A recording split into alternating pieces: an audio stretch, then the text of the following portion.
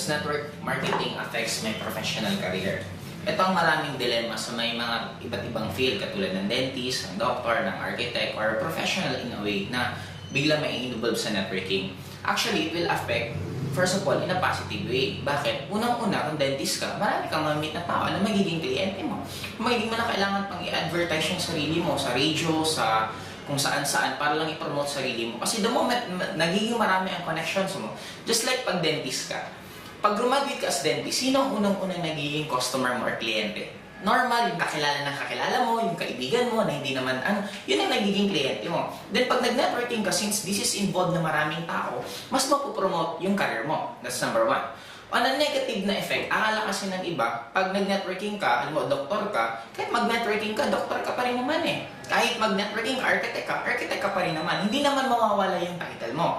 Kaya lang bakit maraming tao na unang tingin sa mga nag-networking is mababa.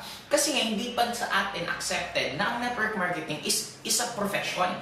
Nagkataon lang dito sa Philippines, since we are on a third world country, ang networking sa atin hindi pa masyadong accepted. Pero pag pumunta ka ng ibang country, makita mo gaano ka-accepted sa kanila ang network marketing.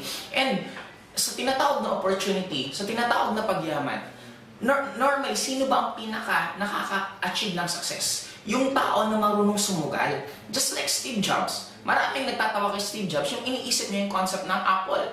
Pero tingnan mo ngayon, ang daming natulungan ni Steve Jobs dahil sa naglakas loob siya, hinarap niyo yung mga tao nagtatawa sa kanya at prinog niyo sa sarili niya na tama siya. Ngayon guys, we need to accept it. Kahit sabihin mong ayaw mo ng networking, kahit sabihin mong hindi maganda ang networking, pero no choice. Ang networking lalong lumalakas. Araw-araw maraming kumpanyang nagtatayuan. Habang tumatagal, lalong dumadami ang nagne-networking. Just like what happened here in Bicol. Sa amin sa Bicol dati, napaka-negative ng networking, pero ngayon accepted na. Pag pinag-uusapan, oo, member yan ng AIM Global, ibig sabihin, nagkataon lang yung tao, hindi pa na-accept. Pero darating ang time na ma-accept yan. It's a matter kung ikaw yung isa magiging part para tumulong, para ma-accept ang networking sa lugar ninyo, or ikaw yung mag-aantay na pag na-accept, saka mo pala siya gagawin.